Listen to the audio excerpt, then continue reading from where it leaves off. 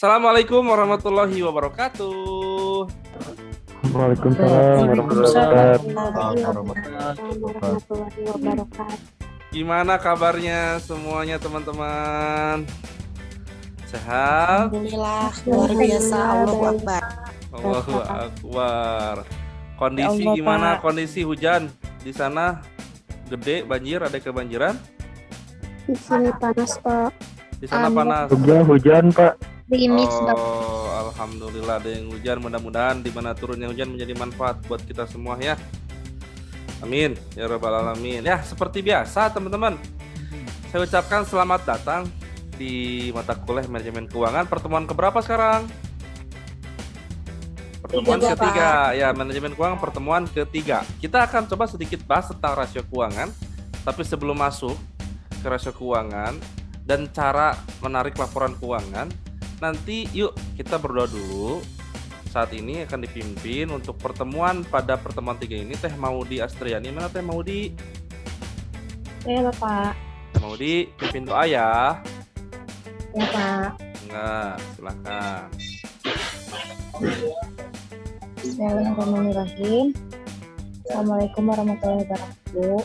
Waalaikumsalam warahmatullahi wabarakatuh. Mangga Teh. Semoga sebelum memulai pelajaran Bapak, marilah kita berdoa dengan percayanya masing-masing. Semoga ilmu yang Bapak sampaikan bermanfaat untuk kita dan menjadi amal jariah untuk Bapak. Berdoa dimulai. Amin.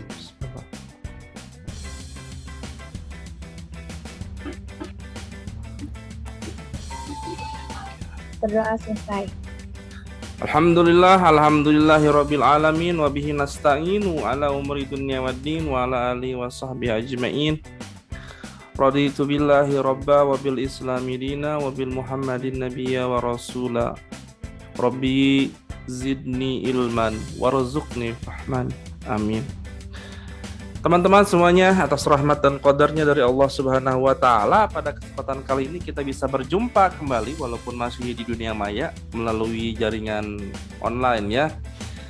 Melalui Zoom, pertemuan perkuliahan kita pada malam hari ini, tapi tidak mengecilkan kemungkinan kita untuk tetap belajar ya. Dan semoga kita akan diberikan sama Allah gitu ya. Kita berharap, kita berdoa tadi sudah, semoga Allah memberikan ketajaman pemahaman untuk kita semuanya sehingga bisa mengambil ilmu yang bermanfaat dan bisa kita amalkan dalam kehidupan kita sehari-hari ya teman-teman. Amin ya rabbal alamin. Baik teman-teman, ini pertemuan ketiga. Sekarang kita mulai rada hot di sini pembahasannya ya. Sudah dibaca modulnya teman-teman? Sudah, Bapak. Sudah, baik, baca modulnya. Seperti biasa, nanti kita akan bahas rasio keuangan. Nah, diawali dengan video terlebih dahulu. Ya, Anda silahkan sekarang simak. Seperti biasa Anda simak video masih sama Brenda. Nanti yang neranginnya Brenda. Ya, nanti yang nerangin Brenda kembali. Kemudian Anda simak, kemudian ikhtisarkan seperti biasa dan saya akan tunjuk satu orang mahasiswa untuk menyampaikan kesimpulan dari apa yang disampaikan melalui video itu bagaimana. Baik, sudah siap alat tulisnya untuk mengikhtisarkan teman-teman? Ya, Pak. Sudah siap. Baik, jika sudah siap, yuk bismillah kita tengok ke videonya. Ya. Silahkan teman-teman simak videonya, siapkan alat tulisnya, ikhtisarkan, dan selamat menonton. Halo semuanya, kembali lagi bersama aku Brenda. Selamat, kamu telah memasuki bagian terakhir dari modul 2 Stockbit Academy. Di video ini kita bakal belajar tentang analisis laporan keuangan berdasarkan rasio-rasio penting dan kegunaannya.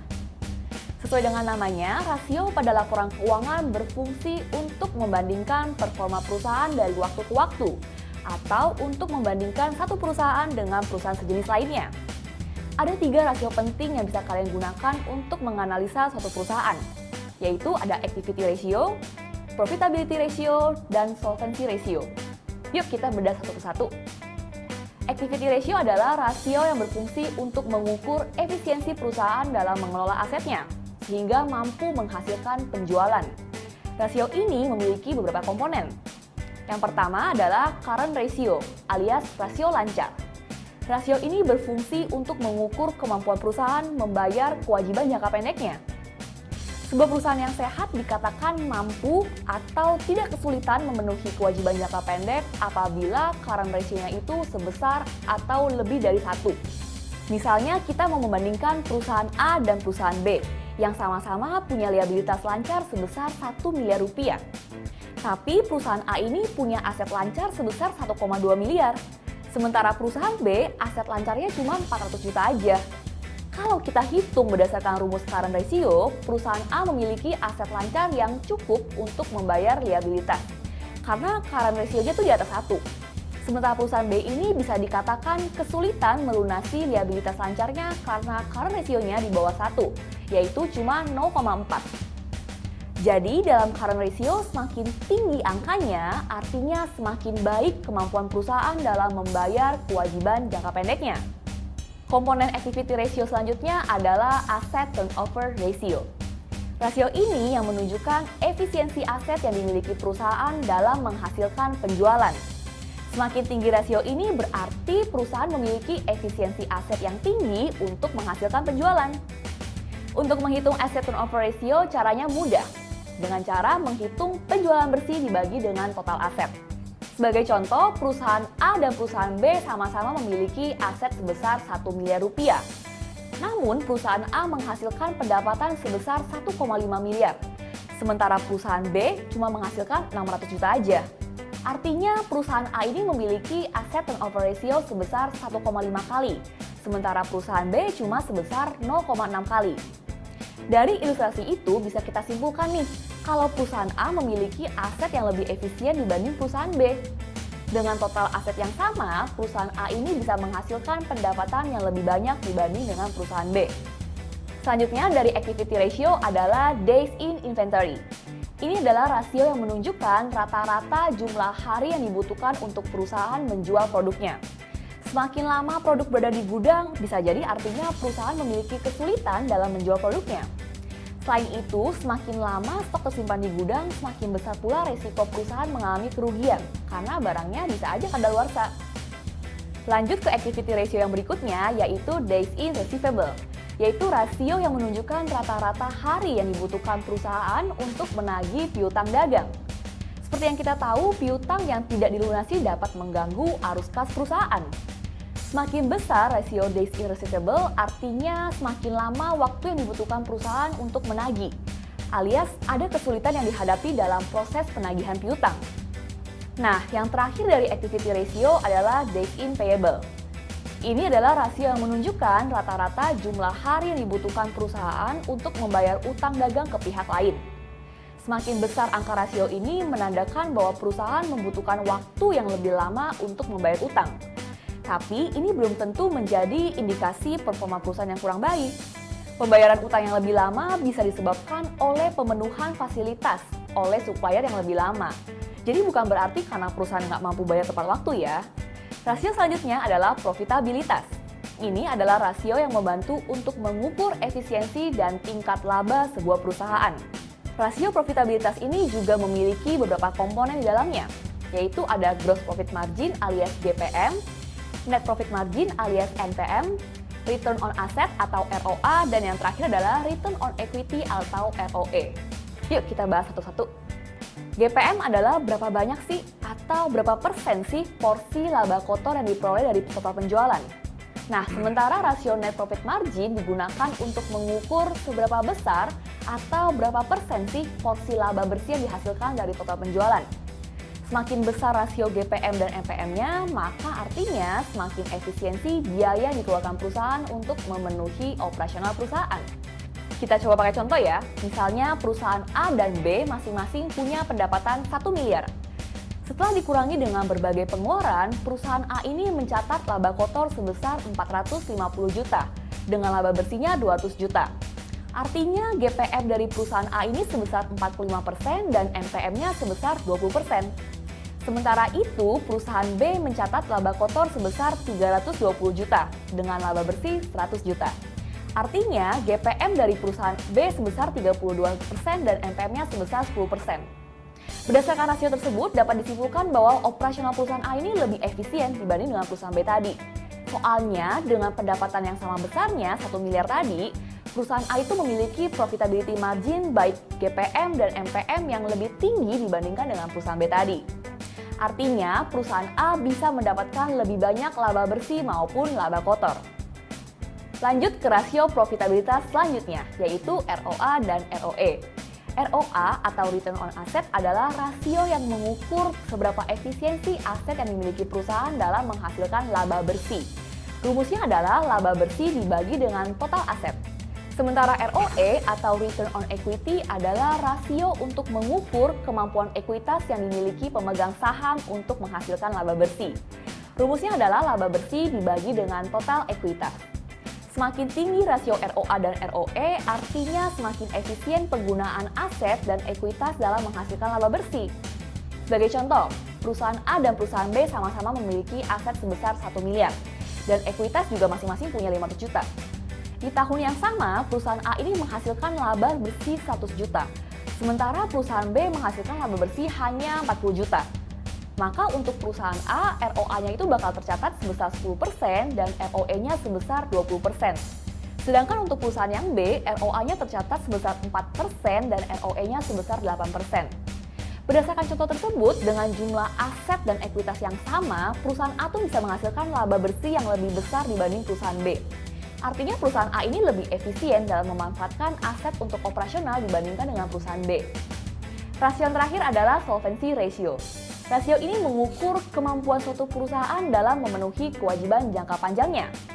Untuk mengetahui solvency ratio, ada beberapa rasio yang harus dipahami. Salah satunya adalah debt to equity ratio.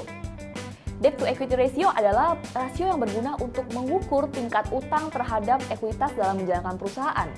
Sebagai contoh, perusahaan A dan perusahaan B sama-sama memiliki ekuitas sebesar 1 miliar. Namun perusahaan A memiliki utang berbunga nih sebesar 2 miliar. Sementara perusahaan B utang berbunganya hanya 500 juta aja. Jelas terlihat kan kalau perusahaan A ini memiliki utang bunga yang lebih tinggi dibandingkan perusahaan B. Meski begitu, bukan berarti perusahaan ini nggak bisa melunasi utang bunga tersebut loh. Makanya penting untuk melihat rasio lainnya, yaitu interest coverage ratio. Yaitu rasio yang mengukur kemampuan suatu perusahaan untuk melunasi beban bunga dengan pendapatan operasional. Interest coverage ratio di atas 1 itu menunjukkan kalau perusahaan tidak memiliki kendala dalam melunasi bunga utang perusahaan. Tapi kalau rasionya ini di bawah angka 1, hal ini tuh menunjukkan kalau perusahaan tuh bisa mengalami kesulitan membayar kewajiban. Contoh lagi nih, perusahaan A dan perusahaan B memiliki beban bunga setiap tahunnya sebesar 200 juta. Tapi perusahaan A ini mencatatkan laba operasional sebesar 5 miliar, sementara perusahaan B cuma sebesar 100 juta. Dengan begitu, perusahaan A memiliki interest coverage ratio sebesar 25 kali, sementara perusahaan B hanya punya 0,5 kali. Artinya, meski utang berbunga perusahaan A lebih besar, tapi dia punya kemampuan yang cukup baik untuk melunasi beban bunganya. Sementara perusahaan B ini cukup struggle nih untuk membayar beban bunganya. Nah, supaya kamu bisa mendapatkan manfaat lebih dari memahami rasio ini, kamu bisa membandingkan rasio di tiap periodenya untuk mengetahui apakah performa perusahaan semakin baik atau tidak dari waktu ke waktu. Kamu juga bisa jadikan rasio ini sebagai pembanding dengan kompetitor untuk mengetahui siapa yang lebih unggul. Untuk memudahkan analisismu, Stockbit telah membuat rangkuman performa finansial emiten selama beberapa tahun terakhir. Dengan berlangganan Stockbit Pro, kamu bisa secara praktis menganalisis laporan keuangan perusahaan di tab Financial pada tiap emitennya. Sebagai kesimpulan, dengan kalian bisa memahami rasio-rasio keuangan ini, maka ini dapat membantu kalian dalam menganalisis suatu perusahaan pada saat ini dan bisa melihat juga potensi pertumbuhan di masa depan. Akhirnya kita sampai di penghujung modul 2 Stockbit Academy. Di fase ini, aku berharap kalian sudah punya pengetahuan yang lebih matang untuk memilih perusahaan mana sih yang cocok untuk jadi tempat investasi kamu. So, ikutin terus modul belajar di Stockbit Academy. Bye-bye! Bye-bye! Bye-bye Brenda! Oke, guys, kumaha guys tadi videonya guys. Lumayan pusing Kak. Naon pusing kunaon itu udah gampang itu. Pusing kunaon Teh Alfi. Sok tadi ikhtisarkeun Teh Alfi kumaha? Teh Alfi. Nah jadi aku Pak. Ya sok eta naon atuh sok. Naon? Apa yang ditangkap sama Kota Teh tadi teh naon we? Ya jadi rasio keuangan teh penting sih Pak untuk menganalisis kinerja perusahaan. Terus Berdasarkan profit, terus berdasarkan bisa dilihat juga dari hutang yang jangka pendek sama yang jangka panjang. Terus bisa juga dilihat dari aktivitas sumber daya manusianya. Betul. Terus naon eta Kayak gitu bisa sih, Pak. nih. Ya, terus cara bacana kumaha? Kita kondisinya baik-baik saja. Tadi kumaha cenah? Membandingkan Tiap periode keuangan. Nah, jadi dibandingkan dari tahun ke tahun, naik atau turun atau stagnan begitu saja ya. Sehingga bisa tahu ini kita dalam kondisi baik-baik saja atau tidak baik gitu, ya. Nah, kita Iya, bisa betul, Pak. dengan ya. Tuh, gitu Teh. Nganuhun Teh Alfi. Keprok atuh barudak Sami, lumayan Pak. mikir Teh, lumayan keprok barudak Ya. Baik, yuk kita lihat kondisinya sekarang. Tadi berdasarkan video yang disampaikan oleh Brenda, kita menarik kesimpulan terkait definisi rasio teh naon sih sebetulnya mah. Sehingga di sini rasio keuangan dapat didefinisikan sebagai alat analisis untuk analisis naon? Analisis keuangan perusahaan buat menilai kinerja satu perusahaan berdasarkan perbandingan data keuangan. Dihitung heula tadi teh rasionya, kemudian hasilnya dibandingkan dengan pencapaian di tahun-tahun sebelumnya, sehingga bisa menganalisis kondisi keuangan perusahaan itu teh kumaha berdasarkan perbandingan data yang tadi. Paham ya? Itu definisinya, teman-teman. Nah, kemudian yang kedua ini, bahwa rasio keuangan teh ternyata memiliki fungsi penting tadi. Kata Teh Alfi, Pak, penting rasio teh ya. Karena di situ kita bisa mengetahui sejauh mana keuangan perusahaan itu optimal diberdayakan. Yang kedua, efektif tidak dalam menghasilkan laba dari sisi manajemen operasionalnya. Efisien tidak gitu. Kemudian melihat optimalisasi penggunaan aktivanya. Tadi dari aktiva bisa kita optimalisasikan nggak untuk menambah pendapatan, gitu ya. Kemudian melihat tingkat kesehatan keuangan dalam perusahaan. Ketingali tah didinya mau ini ternyata kita teh turun tahun itu, naik berapa persen, mau gimana, sehingga lahirlah poin 5. Hal-hal tadi dari 1 sampai ke 4 itu dapat menjadi acuan untuk menganalisis perusahaan yang berkembang. Kudu kumaha strateginya ke depan, harus menyikapinya seperti apa dan dan lain-lainnya. Ya, itu fungsinya, teman-teman. Nah, kemudian jenis rasio. Ari tadi di video jenis rasionya ada berapa, guys? Di video 3. Tilu. Ada. Naon wae sok Teh Maudi. Activity ratio, Terus profitability ratio, terus liquidity ratio. Bukan apa? Ya, Pak. Solvency ratio. Oh iya, maaf. Betul. Jadi naon wae? Ulangi 1.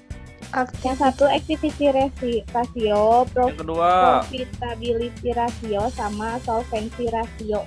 solvency ratio. Betul itu ya.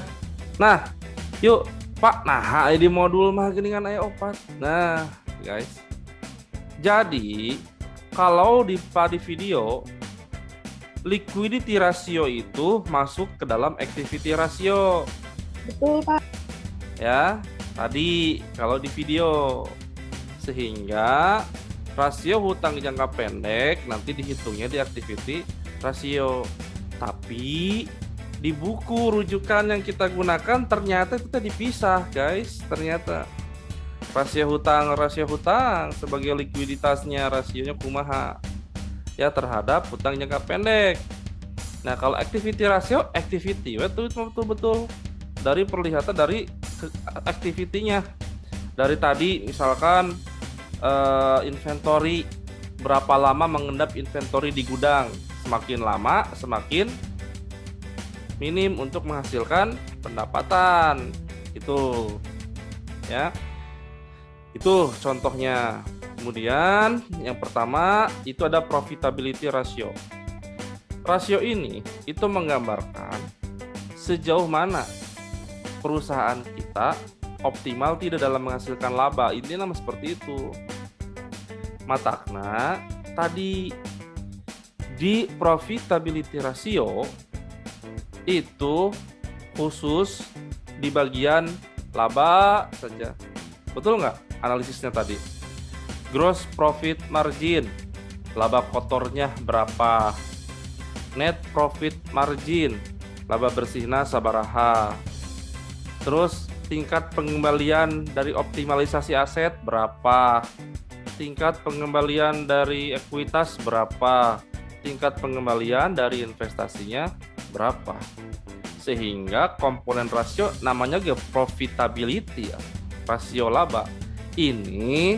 Rasio ini itu untuk mengukur atau menganalisa seberapa besar kapasitas perusahaan menghasilkan laba dari aktivitas bisnis semua, dari seluruh aktivitas bisnis. Begitu teman-teman. Sama profitability fokusnya ke mana? Untuk mengukur dan menganalisa laba perusahaan. Ya, sejauh mana menghasilkan laba perusahaan. Yang kedua, liquidity ratio, rasio hutang jangka pendek. Nah, ini untuk mengukur sejauh mana kemampuan bayar perusahaan terhadap hutang jangka pendek. Artinya, kalau hutang jangka pendek kurang dari 12 bulan atau lebih dari 12 bulan. Jangka pendek. 1 tahun, 12 bulan, Pak. Di bawah 12 bulan.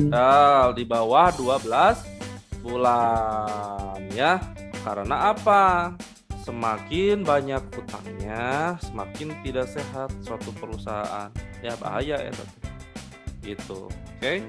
Nah, kemudian yang ketiga, solvency ratio. Tadi mah rasio hutang jangka pendek, nu ieu mah solvency mah hutang jangka panjang. Bisa pendekatan total hutang dibagi dengan aktiva atau total hutang dibagi dengan ekuitas. Ya, pahamnya di dia. Sehingga nanti ketahuan ya, semakin besar itu hasilnya, maka ya kemampuan bayar utangnya semakin hutang melalui pendekatan aktiva semakin kecil rasionya semakin bagus, sehingga kita bisa melunasi hutang tidak terlalu struggle gitu ya. Tapi kalau hutangnya lebih besar berbanding dengan aktivanya, berbanding dengan ekuitas, nah bahaya, kemungkinan besar akan sulit untuk membayar hutang di jangka panjangnya gitu. Nah, termasuk activity ratio di sini benar-benar terkait seluruh kegiatan aktivitas perusahaan saja. Efektif dalam memanfaatkan segala sumber daya yang dimilikinya ini ya. Nah, rasio-rasio ini penting digunakan di satu perusahaan. Jadi komponen anu opat ieu, anu jenis rasio utama ini itu semua biasanya digunakan. Tapi bisa jadi sesuai dengan kebutuhan perusahaan, apa yang kita butuhkan. Saya mah pengen lihat rasio hutangnya berapa, fokus di rasio hutang nanti. Saya pengen ada semuanya, berarti dia masukin semua profitability, liquidity, solvency sama activity gitu. Ya. Tapi mayoritasnya biasa nama poin 1 itu ada. Terus rasio hutang pasti ada gitu ya. Nah nanti kita untuk pengayaannya bisa dibaca untuk masalah ini mah. Nah karena nanti di laporan keuangan mah sebetulnya ada, tinggal telaah rasio naon gitu ya. Nah teman-teman, sejauh ini sok ada yang mau ditanyakan? Ada yang mau ditanyakan atau kurang jelas, kurang paham? Bingung tuh? Berarti Pak, hasil rasio itu tuh pasti berbentuknya persenan, Pak? Ya tergantung. Ada yang sifatnya persen, ada yang sifatnya hari, ada yang sifatnya kali. Oh. Tergantung dari rasio nah heula tadi. Ya. Kalau misalkan tadi profitability ratio ya, tadi misalkan Biasanya itu pasti presentasi. Oh. Kalau tadi misalkan activity ratio, berapa lama mengendapnya barang yang kita produksi di gudang, itu kan pengalinya 365, berarti berapa hari jumlahnya, betul tuh satuannya, sesuai dengan kebutuhannya nanti ya. Kalau rasio hutang tadi kan contoh hutang berbanding dengan naon, dengan ekuitas. Berapa kali kita punya hutang teh berbanding ekuitas, ternyata sekian kalinya. Melebihi tidak. Kalau lebih besar dari 1 kali, wah bahaya itu. Ya. Berarti melebihi hutang kita, melebihi dengan kondisi ekuitas yang ada gitu. Paham? Paham. Kalau rumusnya Pak beda-beda, Pak? Sama. Secara rumus sama semua. Oh. Jadi kalau rasio mah sebetulnya lihat dengan nama. Contoh misalkan tadi ada yang namanya rasio hutang jangka panjang berbanding dengan ekuitas. Betul tuh? Mun berbanding berarti total hutang jangka panjang dibagi total ekuitas gitu hungkul sebetulnya mah. Ya, gitu. Karena dari masing-masing nama itu sudah ada matanya disebut, misalkan tadi hutang berbanding dengan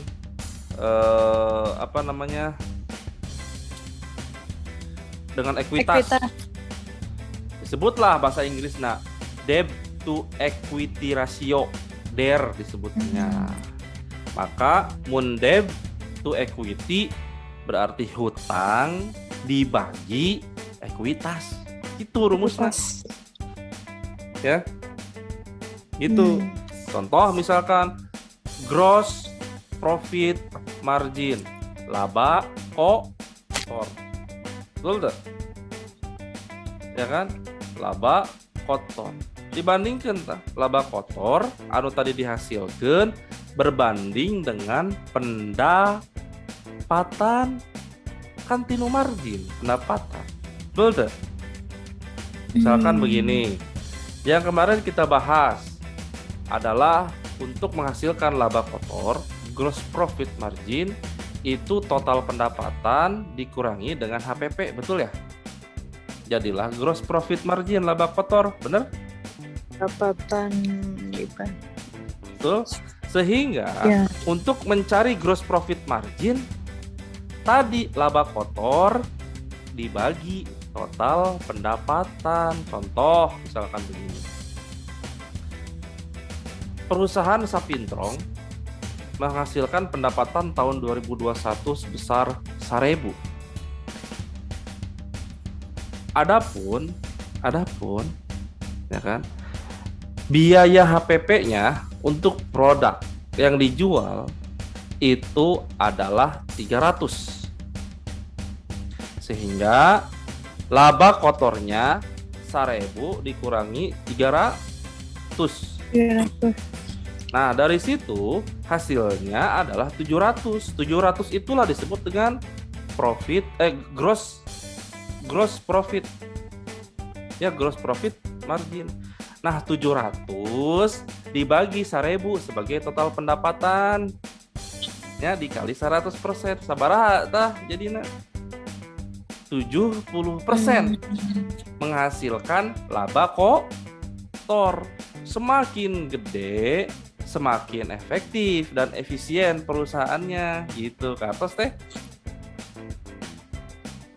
Semakin kecil, maka semakin tidak efisien dan tidak efektif perusahaannya karena biayanya banyak. Baru gross profit, belum nanti masuk ke net profit kan lebih kecil lagi, bener nggak? Gitu, Hartos teh? Harus, Pak. Sip, sok ada yang bertanya lagi, silahkan. Izin bertanya Pak. Enggak, Kak. Jadi yang dilihat yang besar yang kecil itu dilihat dari pendapatannya.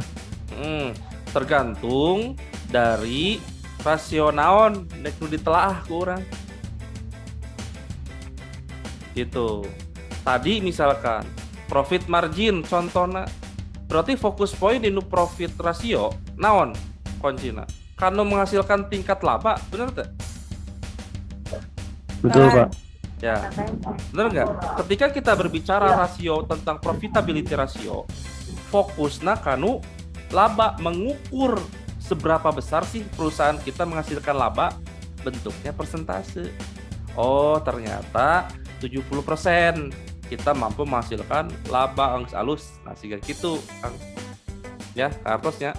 Nah, nanti kalau misalkan liquidity ratio, fokusnya ke mana?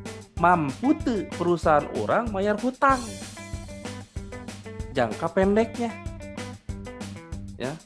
Kemudian tadi mampu nggak solvency ratio itu, kita mampu nggak dari solvency ratio fokusnya adalah ke hutang jangka panjang perusahaan, mampu ente yang bayar hutang jangka panjang itu teman-teman.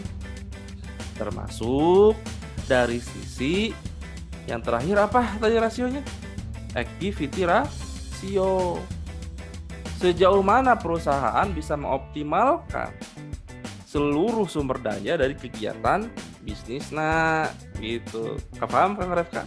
Jadi tergantung rasio apa yang akan kita telah ya. Paham Pak, turun. Siap. Izin bertanya Pak. Boleh, silakan Kang Firman. Ya Pak, saya mau bertanya Pak. Apakah topik rasio keuangan pada saat ini masih relevan nggak Pak untuk menganalisa fundamental sebuah emiten Pak? Ya, sangat berguna. Nah, nanti saya akan kasih contohnya. Bener tuh sih. Dari pertemuan kedua kemarin kita terkait laporan keuangan dan rasio ini berguna ya, gitunya. Nanti ada Kang, nanti ada contohnya. Dan itu sangat berguna Kang, dan itu masih relevan. Masih relevan. Kalau keuangan itu rumusnya sudah baku, gitu aja sih sebetulnya. Jadi cuman nanti variabelnya saja tergantung dari kondisi emitennya. Misalkan fieldnya apa, perbankan, nanti ada rasio khusus kan untuk mengukurnya yang ditentukan oleh Bank Indonesia misalkan. Kalau yang secara umum seperti ini gitu. Gitu. Ya Kang ya, paham? Ya. Nah, nanti Terima kasih Pak. kita coba tarik contoh laporan keuangan dari idx.co.id dari BEI. Ya, masih cara narik laporan keuangan gampang tuh. Dari laporan keuangan perusahaan teh. Nah, nanti kita bisa lihat caranya ke rumah. Oke? Habis ini kita praktekkan itu. Sok ada pertanyaan lagi? Baik Pak. Terima kasih. Makasih Kang Firman. Ada pertanyaan lagi? Nah, jika tidak ada, yuk sekarang kita lihat sekarang. Nih. Pak masih carana ambil laporan tahunan dari keuangan perusahaan di Bursa Efek Jakarta. Kumaha ya carana gini, teman-teman klik IDX, ketik idx.co.id, enter we. Ya, nanti muncul seperti ini. Ini adalah ikhtisar pasar hari ini. Lihat komposit liquid 45, lihat turun nih. Hari ini turun berapa persen, ini turun berapa persen, ini naik berapa persen gitu. Ya. Ini informasi semuanya saat ini. Tuh, ada 19 event tambah berapa ya. Nah, kemudian teman-teman begini. Pak, kumaha sih cara dapat saya menginvestasi untuk emiten, kumaha melihat laporan keuangannya. Di sini semua yang sudah tercatat dan terdaftar di BI itu wajib melaporkan laporan keuangan untuk investornya. Kumaha carana? Yuk kita lihat laporan keuangan di perusahaan tercatat. Diklik nih menu perusahaan tercatat, kan ada banyak nih menu-menunya. Di menu perusahaan tercatat, di sini ada laporan keuangan tahunan. Ya, ini tinggal klik. Nah, setelah itu akan muncul seperti ini tampilannya. Anda pilih butuhna laporan keuangan. Pilih jenis efeknya saham misalkan. Anda mau ini apa? Misalkan tadi S Hardware. Misalkan. Coba cek S Hardware bagus nih. Misalkan Citra Marga Nusapala misalkan. Citra Marga nih. Nih. Nah, tahun 2021 Anda pilih tahun 2021. Kan laporan sebelumnya. Pilih tahunan ya. Setelah itu klik cari. Setelah cari lihat datanya ada semua di sini nih datanya. Ini tinggal klik langsung ke download guys. Yuk kita coba lihat. Ini financial statement berarti laporan keuangannya. Di sini difasilitasi ada yang Excel, ada yang PDF. Excel bisa diolah datanya oleh kita. PDF untuk dibaca oleh kita. Yuk kita baca, kita cek sama-sama. Masih laporan keuangannya, lihat. Ya. Laporan keuangan di sini yang kemarin. Ya. Di laporan keuangan komponennya ada apa yang pertama? Guys, masih ingat pertemuan yang lalu yang sudah lupa? Nih, laporan keuangan yang pertama apa? Aset. Laporan posisi kas atau balance sheet atau neraca. Nah, ini laporan posisi keuangan di sini. Sorry, bukan kas. Laporan posisi keuangan. Fokusnya ke mana kalau laporan posisi keuangan? Ke Aset. ke aset. Fokusnya dari aset itu, dari mana aset itu dihasilkan? Dari liabilitas dan ekuitas. Sesuai tuh, relevan tuh dengan yang diterangkan sebelumnya di pertemuan kedua. Relevan ya? Ada semuanya di sini. Ya. Ada dihitung jangka pendek, jangka panjang, ekuitasnya ada, di sini ada. Kemudian yang kedua, setelah balance sheet ada apa? Laba rugi. Laba rugi. Yuk kita lihat di financial statementnya bener nggak laba rugi urutannya? Ih bener ya laba rugi. Kartusnya ada di sini. Kasihannya lihat.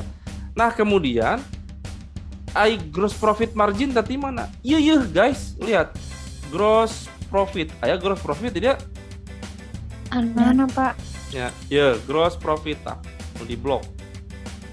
Iya Ya. Pak. Ada. Oh iya. Artinya apa?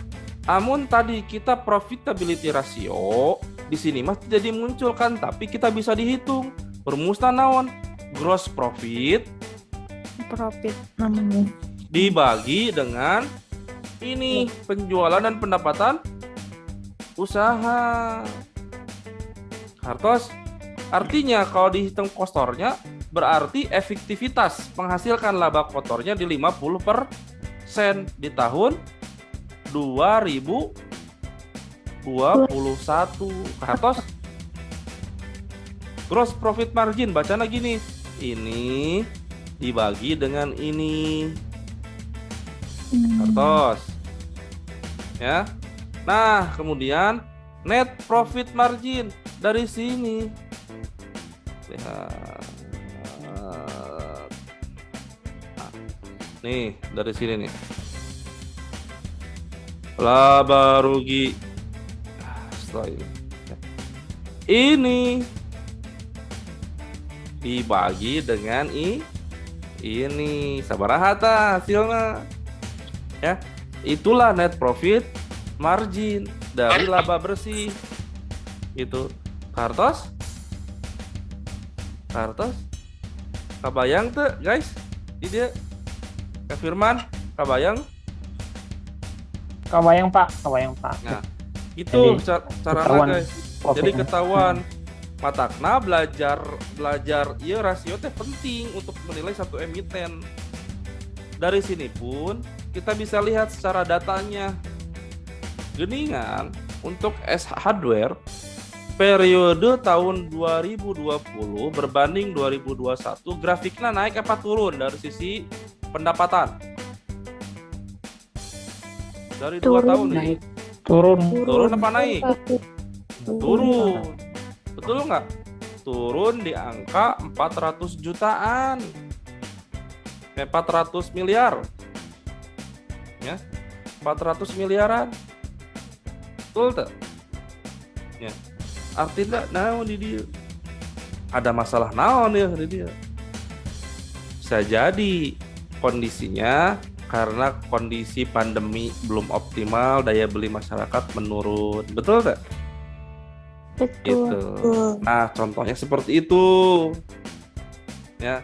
Sehingga pada saat akhirnya di sini dilihat kumaha carana supaya udah tahu kita teh menurun, ngarah ulah beda teuing jauh teuing jeung tahun sebelumna lah gitunya si laba bersihnya. Kumaha? Lihat di sini dia pangkas dari mana sok? Di pangkasna mau apa? Dia berhematnya di mana? Di sini. Lihat di biayanya. Beban apa yang dia pangkas? Beban umum dan administrasi. Umum dan administrasi. Di beban umum dan administrasi dia pangkas 200 juta. Betul tak? Ya, Karena sadar pendapatan tidak optimal kudu dipangkas. Betul tak? Gitu guys. Ya kartos macana. Kartos ya macanya ya. Nah, kayak gitu. Nah, kemudian berikutnya setelah income statement naon? Arus kas. Arus kas, betul tidak ya arus kas? Kita lihat. Betul, Pak. Ente ayat 1 ya di dia. Tambahannya adalah laporan perubahan ekuitas. Panah ya laporan ekuitas kieu. Dari hasil laba bersih tinu hasil laba bersih ieu Pak kira-kira nah eta teh aya perubahan ekuitas teh modalin benar teh ya artinya apa dari ini ada keuntungan ada laba ditahan tidak yang kemudian digolangkeun di kana modal jika ada maka bertambah terhadap modal perusahaan kartos ya artinya naon lamun aya ieu di dieu bertambahnya gitu sehingga menambah apa menambah ekuitas yang ada modal gitu ya tapi kondisinya di sini nih antara saldo awal ekuitas dengan saldo akhir ekuitas tidak ada perubahan artinya tetap sama tidak ada penambahan modal tidak ada penjualan modal tidak pengurangan modal paham bacana baru setelah ini tadi ada laporan income laporan cash flow statement ya betul cash flow statement kamari dibagi sabaraha jenisna guys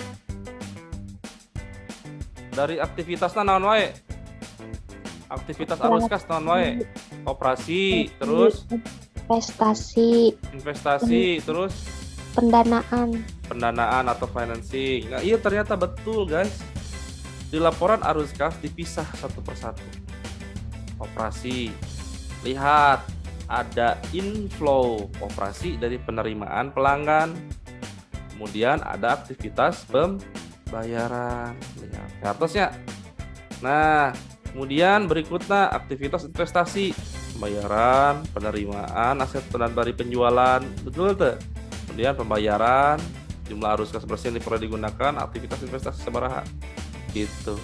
Dari pendanaan lihat penerimaan pinjaman bank, pembayaran pinjaman bank, pembayaran liabilitas sewa, penerimaan utang pajak, dan sebagainya.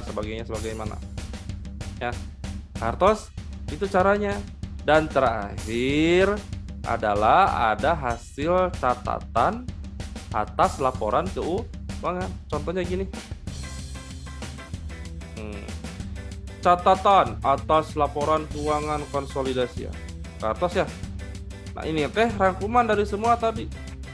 Nah, ini di sini lihat ada di catatan laporan keuangan rasio baru dah tinggalin.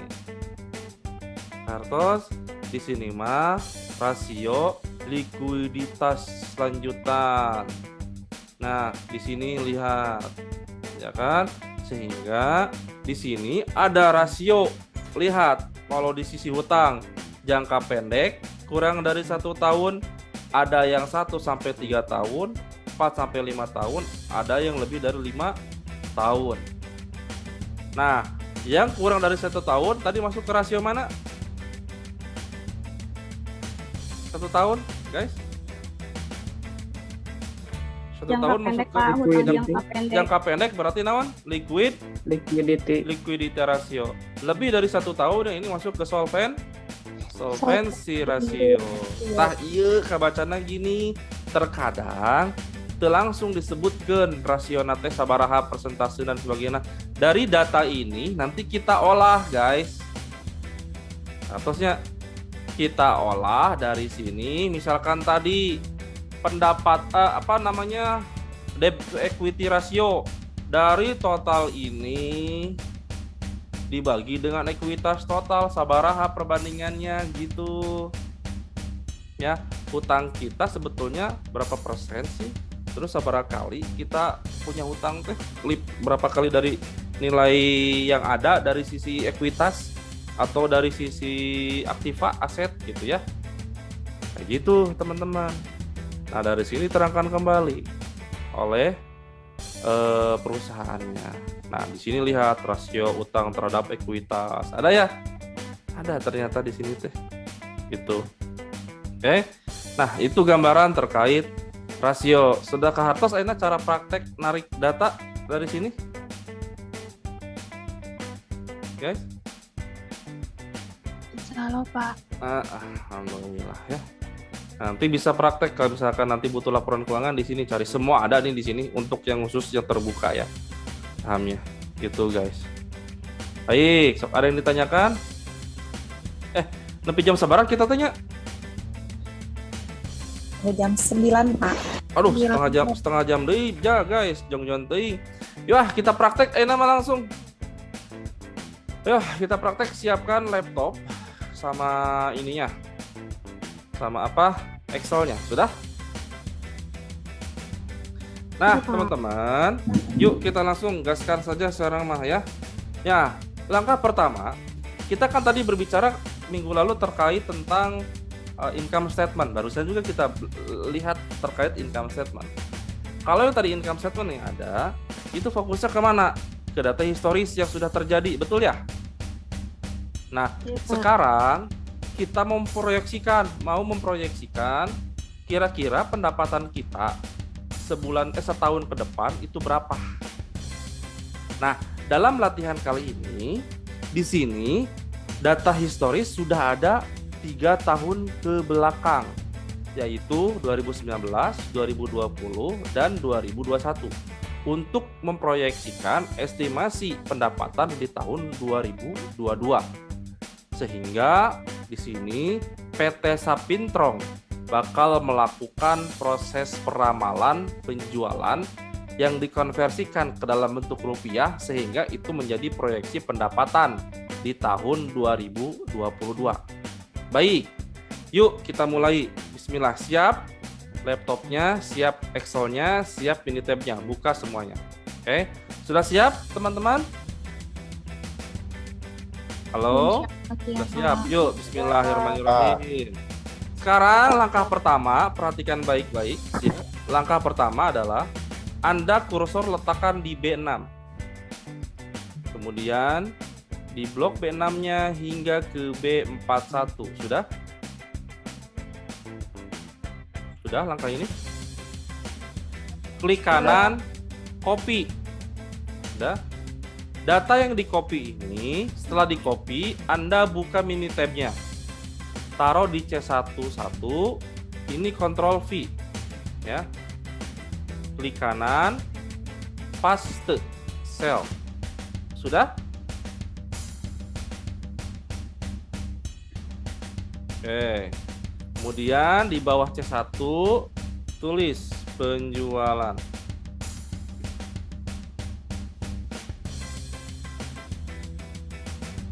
Sudah teh? Kang? Sampai langkah ini ada yang tertinggal tidak? Tapi Ama belum bisa install Minitab-nya. Kemarin udah coba beberapa kali. Aku naon? Ya. Nggak tahu Pak, error. Nanti Nggak ada Bapak- di program file-nya Pak. Jadi Yang- pas udah install beres teh nggak ada di nggak ada di local disk C. Oh itu teh nanti pada saat instalasi teteh harus dicek ya. Kan ada mau disimpan di mana filenya, bener nggak? Gitu ya nanti teteh itu pastikan ada di situ ya. Oke yuk kita lanjut dulu sampai Yaudah, langkah Pak, aku ini ikut ini dulu, lihat dulu. ikut dulu aja sampai langkah ini sudah sesuai. Oke. Nah sekarang kita masuk ke ranah peramalannya. Perhatikan baik-baik langkahnya. Anda sudah mengkopikan ini, kemudian penjualan dinamai datanya data penjualan. Ini kita akan proyeksikan pendapatan dari penjualan perusahaan PT Sapintrong tahun 2022 berapa besar sih? Nah, kita di sini akan menggunakan dua metode, yaitu metode trend analysis dan metode double exponential smoothing. Langkah pertama, kita akan melakukan proses peramalan melalui peramalan metode trend analysis. Caranya gimana? Yuk, kita tengok dan laksanakan sama-sama. Klik yang pertama, klik start. Sudah? Klik start. Kemudian klik time series. Kemudian klik trend analysis. Sudah? Kemudian nanti akan muncul seperti ini. Sudah ya? Udah. Oke.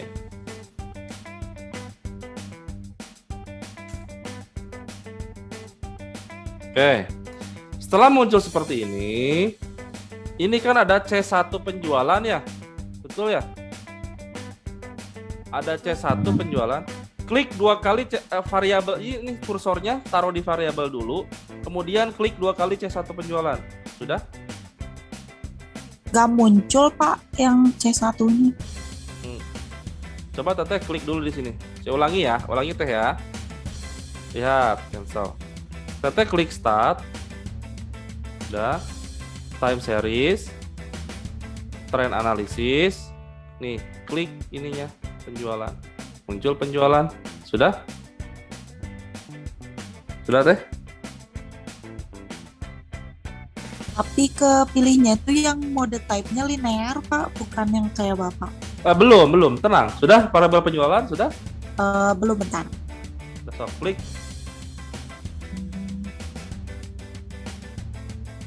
Sudah? Kursornya taruh di variabel, terus yang C1 penjualan klik dua kali sehingga pindah ke kolom variabel. Sudah? Setelah itu klik linear. Ya. Klik linear, kemudian generate forecast. Number of forecast-nya 12 bulan ke depan. 1 tahunan. Starting from origin 36 data. Ini kan 3 tahun, 36 data. Ya. Oke. Sampai langkah ini ada yang tertinggal? Ada yang tertinggal, guys? Tidak ada. Setelah ini, maka klik OK. Muncul grafik seperti ini. Muncul, guys? Muncul, Pak. Sudah. Nah, kemudian... Loading bentar Pak. Oh, sok atau loading ya. Ya. Oke, sudah. Kemudian setelah ini, lihat ini ada lembaran session. Nah, ini session, klik sessionnya. Sudah?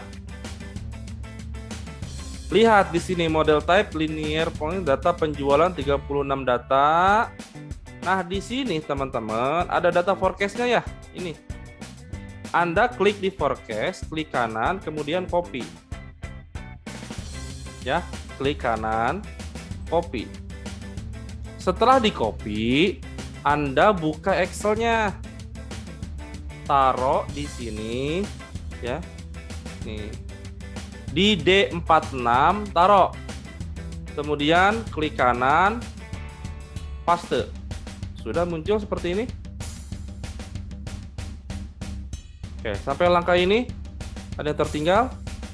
Klik kanan, copy, pindahkan ke Excel, di sini paste. Sudah? Sudah, Pak. Baik. Kalau sudah, yang data ini di blok, klik kanan, copy. Sudah? Muncul seperti ini. Pindahkan ini ke kolom E. Tadi kan kita analisis tipe linear ya. Betul ya? Nah, ini kita di E6, klik E6, klik kanan, terus nih paste value yang ada angkanya 1, 2, 3, beres. Sudah? Ya. Belum, Pak, bentar.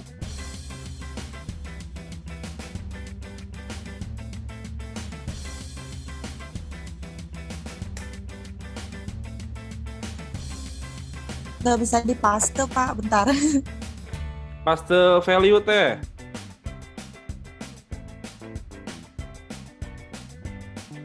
Oh, udah.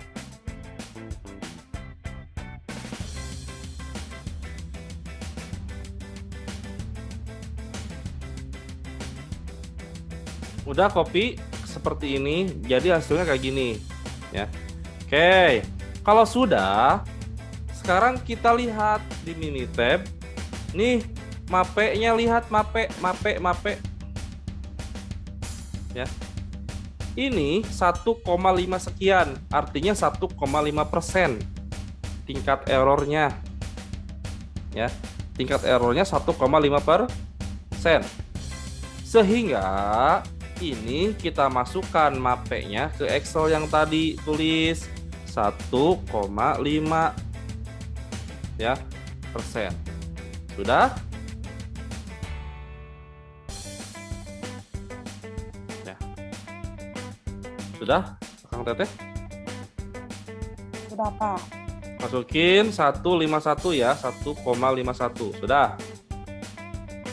Oke. Sekarang yuk kita lakukan langkah kedua. Tadi kan sudah trend analisis menggunakan linear model, modelnya teh. Sekarang kita pakai kuadratik. Caranya sama, pilih start, pilih time series, pilih trend analisis. Ini tinggal pindahkan ke kuadratik, klik. Sudah? Pindahin ke kuadratik di sisi ininya, kemudian oke, muncul tuh seperti ini. Muncul teh, Kang? Muncul, Pak. Muncul. Perhatikan mapenya. Mapenya 8,9%. Nah, kita lihat di sini sekarang. Yang kuadratik. Ini forecast-nya Anda klik, kemudian klik kanan, copy, pindahkan ke Excel. Klik kanan, paste. Sudah? Ini Anda copy lagi. Kemudian pindahin ke sini, klik kanan, paste spesial. Sudah? Ya.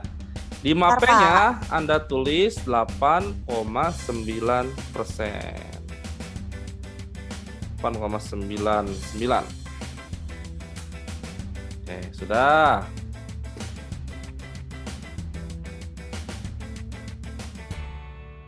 Sudah sampai langkah ini? Sudah. Yuk lanjut. Sekarang yang exponential growth, curve exponential growth.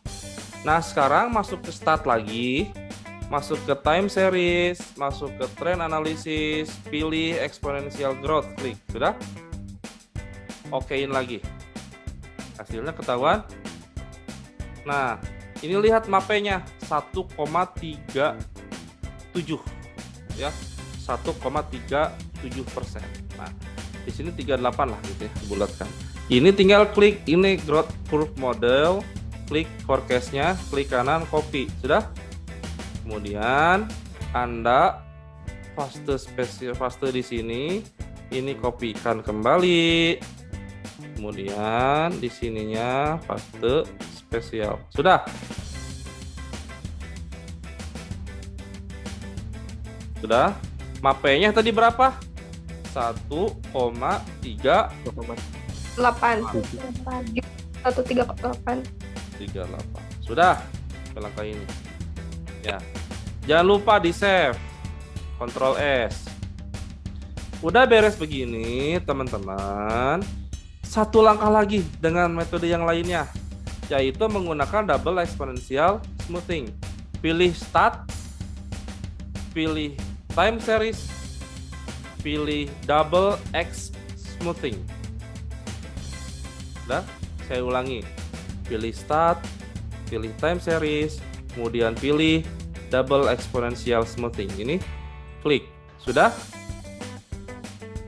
Penjualannya diklik, Optima Arima diklik, ya.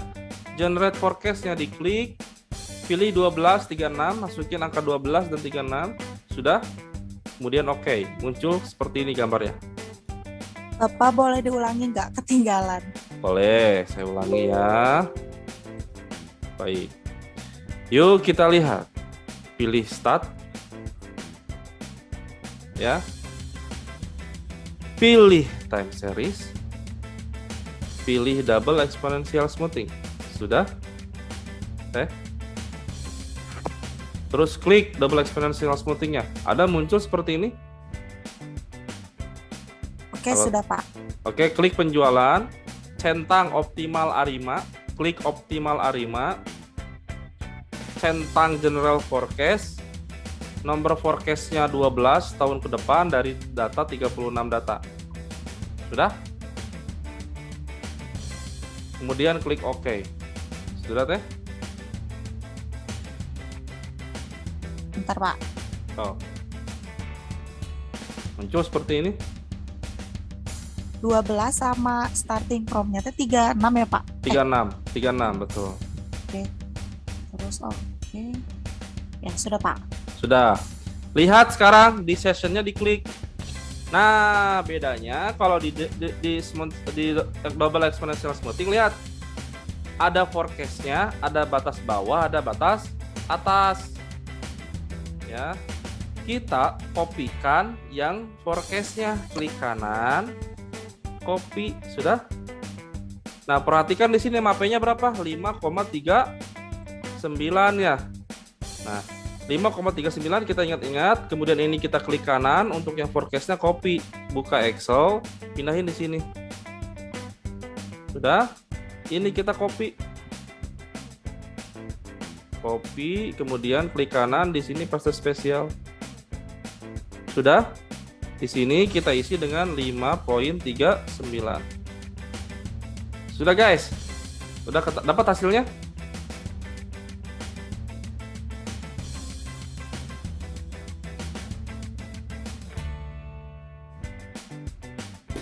Dapat hasilnya segini? Halo?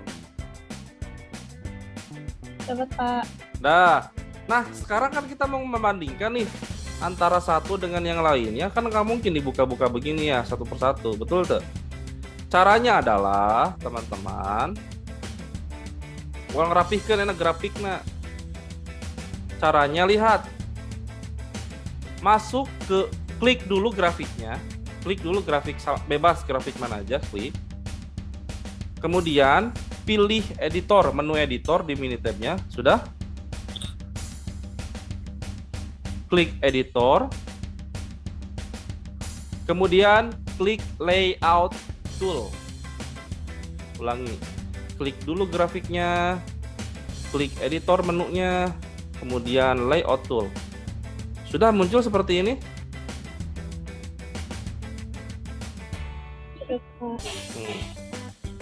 Kita kosongkan dulu ini. Nah, lihat di sini ada 4 jajar kan pembarisannya, benar nggak? Yang paling atas itu adalah linear trend model yang pertama kali kita uji. Klik dulu yang paling atas, kemudian panah ke kanan. Klik, sudah.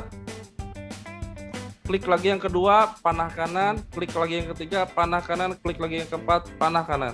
Sudah? Sehingga hasilnya akan seperti ini guys, tampilannya.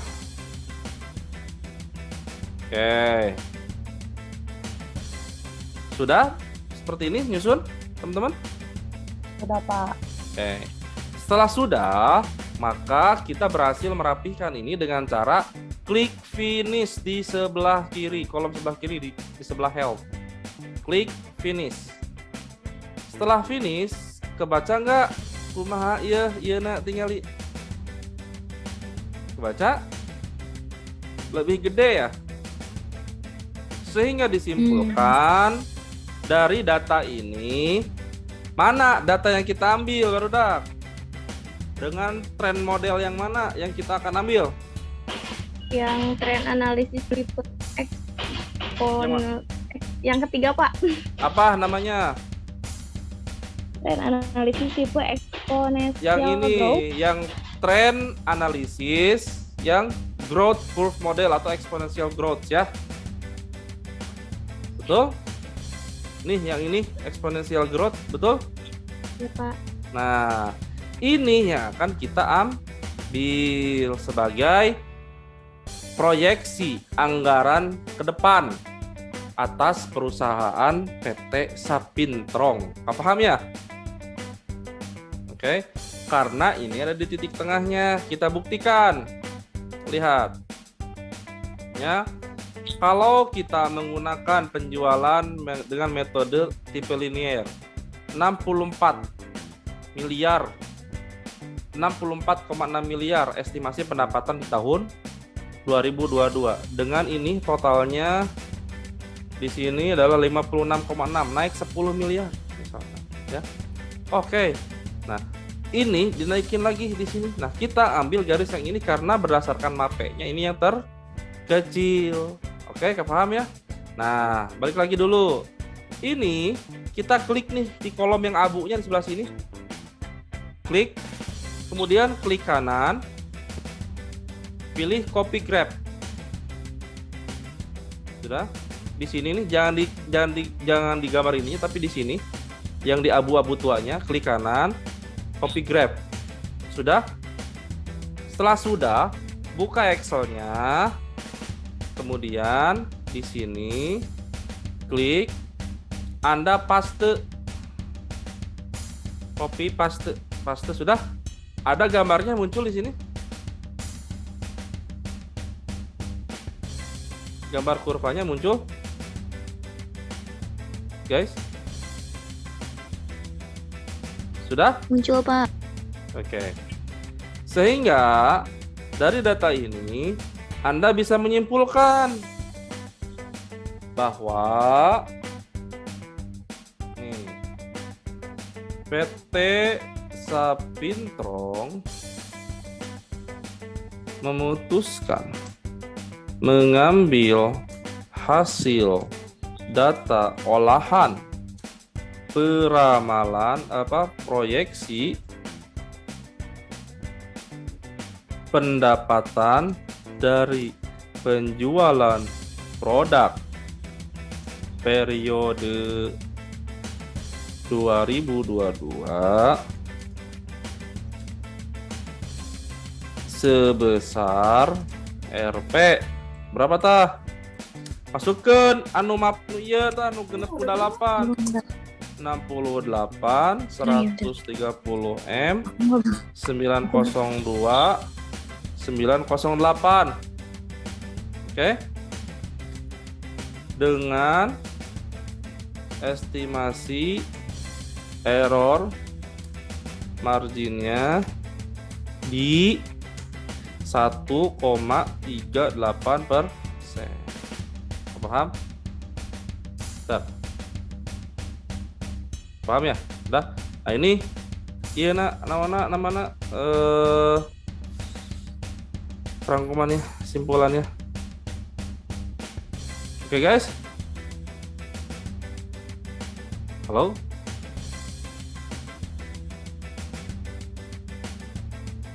Nah, begini. Oke, sudah? Nah, itu prakteknya di hari ini. Kumaha? Paham guys prakteknya? Jadi kesimpulannya di tahun depan diproyeksikan berapa pendapatan si PT Sapintrong teh?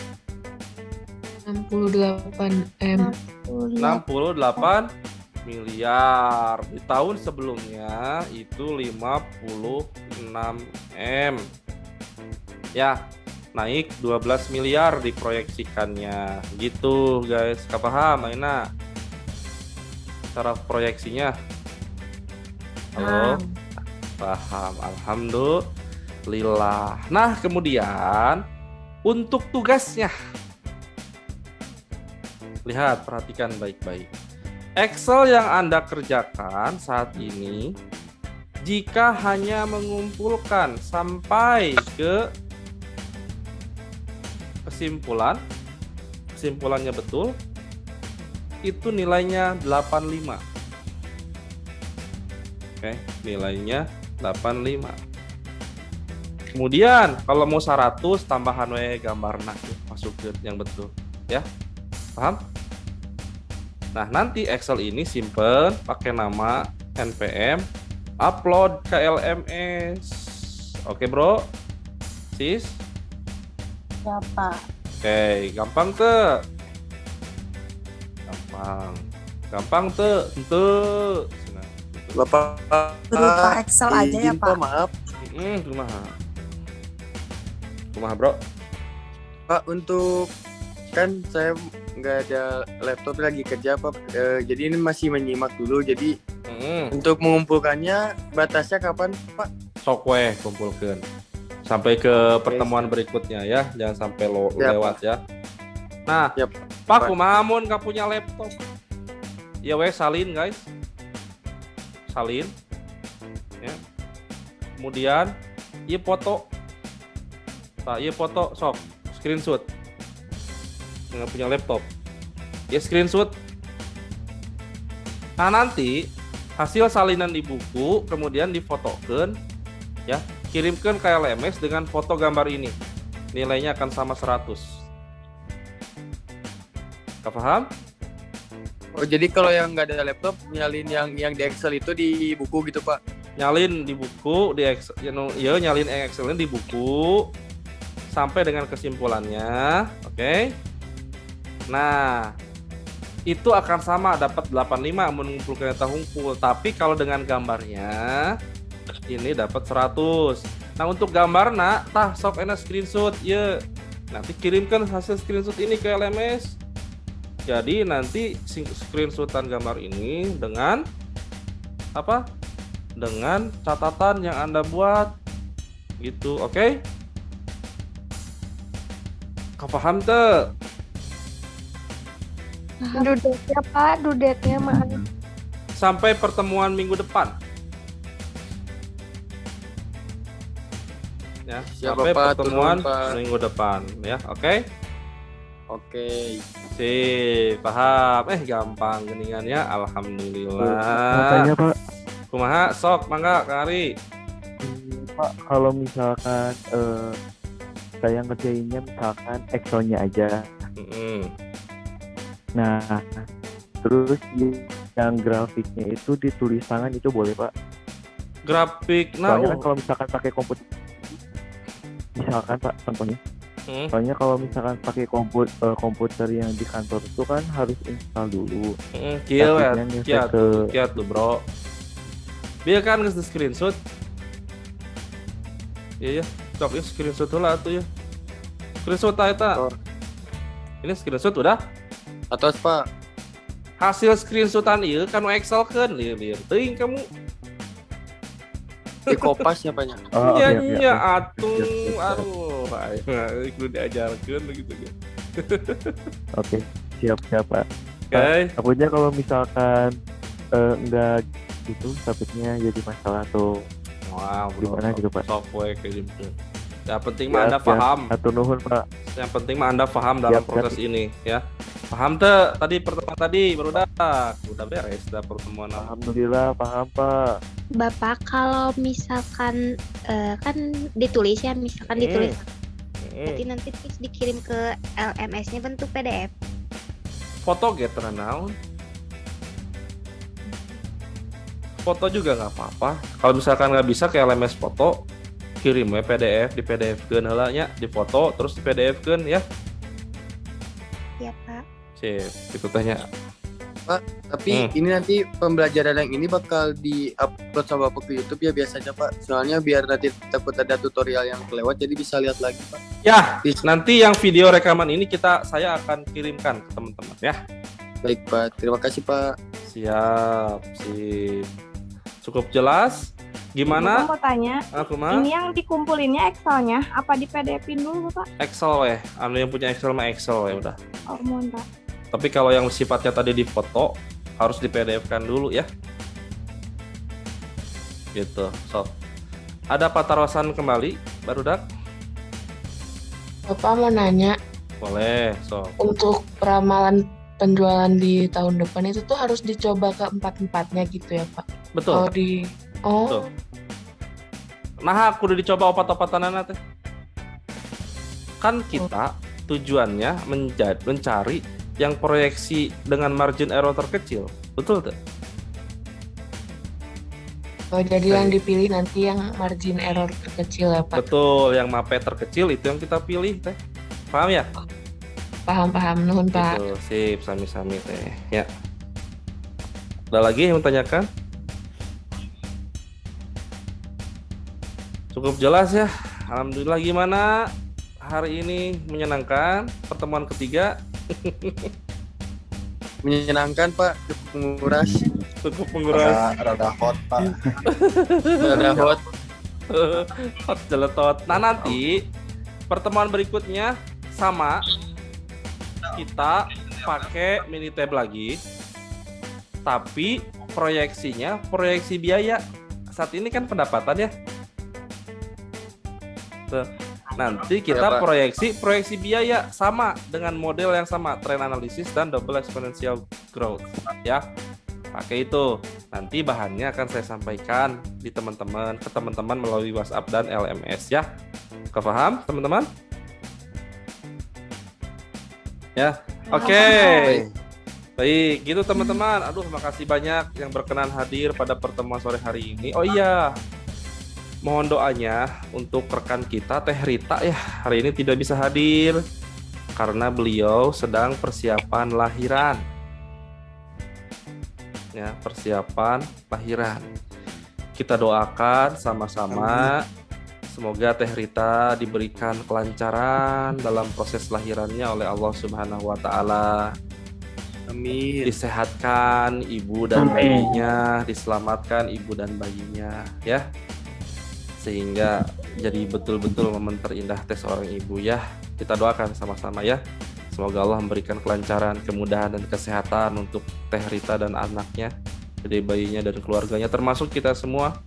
Semoga kita diberikan kesehatan oleh Allah Subhanahu wa taala sehingga terus bisa mengoptimalkan peluang berilmu yang menjadi amal soleh, membentuk amal soleh sehingga manfaat untuk diri kita pribadi dan umumnya untuk sesama kita semua ya teman-teman. Amin Bapak. Makasih banyak teman-teman semua yang telah berkenan hadir pada pertemuan ketiga hari ini. Saya ucapkan terima kasih dan sebelum ditutup, yuk kita pimpin doa dulu oleh Kang Gilang Fatur Rahman. Mana Kang Gilang? Ya Pak. Oh, On cam Pak. On cam, mantap. Ya.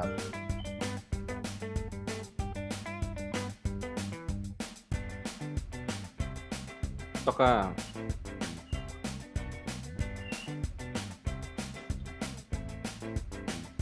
Ya baik.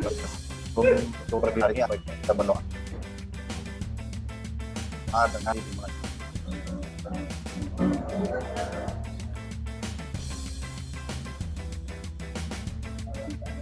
telah selesai. Terima kasih untuk Bapak. Mudah-mudahan ilmunya menjadi manfaat dan semuanya. Terima kasih juga. Assalamualaikum warahmatullahi wabarakatuh. Waalaikumsalam warahmatullahi wabarakatuh. Akhirul kalam, teman-teman semuanya kita ucapkan alhamdulillah bersama-sama. Alhamdulillahirabbil alamin. Terima kasih ya Allah hari ini. Akhirul kalam. Assalamualaikum warahmatullahi wabarakatuh.